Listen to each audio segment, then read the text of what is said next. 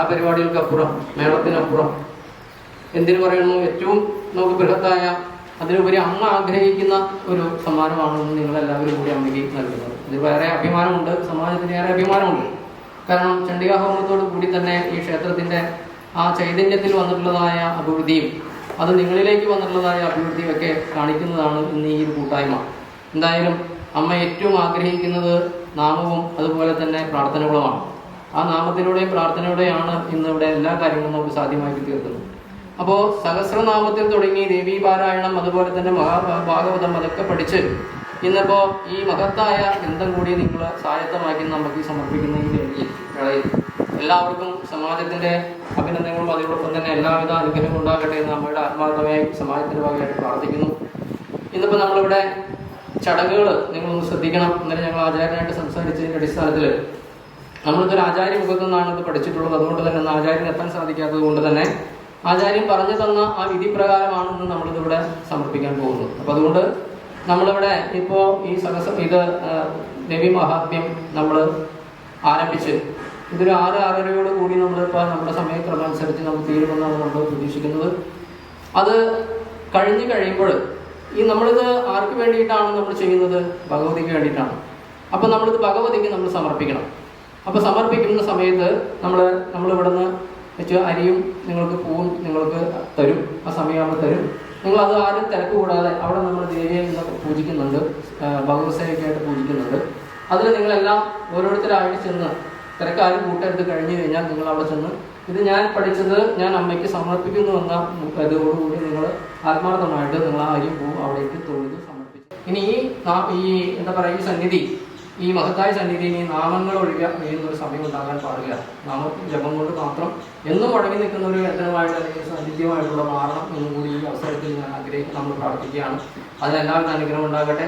തീർച്ചയായിട്ടും ഇത് സായത്തമാക്കിയ നിങ്ങൾ എല്ലാവർക്കും ഭഗവതിയുടെ എല്ലാവർക്കും അനുഗ്രഹം ഉണ്ടാകട്ടെ എന്ന് ആത്മാർത്ഥമായി പ്രാർത്ഥിച്ചുകൊണ്ട് നമുക്ക് നമ്മുടെ ഇതിലേക്ക് കടക്കാം. അർപ്പണ മനോഭാവത്തോടുകൂടി എന്ത് ചെയ്യുന്നു എന്നതിലല്ല, എങ്ങനെ ചെയ്യുന്നു എന്നതിലാണ് കാരണം.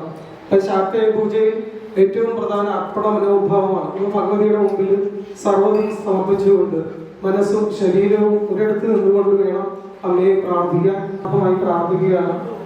ഓം ശ്രീ മഹാദേവി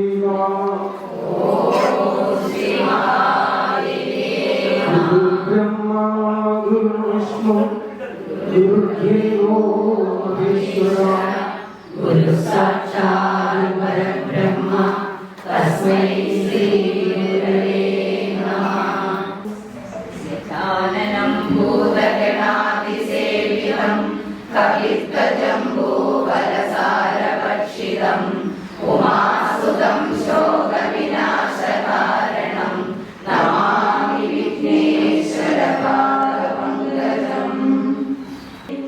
സർവമംഗളമംഗല്യേ ശിവേ സർവാർത്ഥസാധികേ ശരണ്യേ ത്രയംബകേ ഗൗരി നാരായണി നമോസ്തുതേ.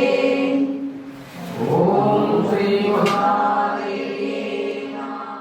അമ്മേ നാരായണ, ദേവി നാരായണ, ലക്ഷ്മി നാരായണ, ഭദ്രേ മാതരുണ്യേ മധുകൈരഭഗ്നി മഹിഷ പ്രാണാപഹാരോദ്യമേ ഹേ രാഗനുമികരോമ്രലോചനവതേ ഹേ ചണ്ഡമുണ്ഡാഗ്നിനി നിശേഷീകൃതരക്തബീജതനുജേ നിത്യേ നിശുംഭാപഹേ ശുംഭധ്വംസിനി സംഹരാശുദുരിതം ദുർഗേ നമസ്തേ. അകണ്ഠേയ ഉവാച യദ്ഗുഹ്യം പരമം ലോകേ സർവരക്ഷാകരം നൃണാം യന്ന കസ്യചിദാഖ്യാതം കർമ്മേ ബ്രൂഹി വിദാമഹ. ബ്രഹ്മോവാച അസ്തി ഗുഹ്യതമം വിപ്ര സർവഭൂതോപകാരകം ദേവ്യാസ്തു കവചം പുണ്യം തശൃണുഷ്വ മഹാമുനേ. പ്രഥമം ശൈലപുത്രീതി ദ്വിതീയം ബ്രഹ്മചാരിണി തൃതീയം ചന്ദ്രഖണ്ഡേതി പുഷ്മാണ്ഡേതി പഞ്ചമം സ്കന്ദമായേകി ഷഷ്ടം കാത്യായനീതി ച സപ്തമം കാളരാത്രീതി മഹാ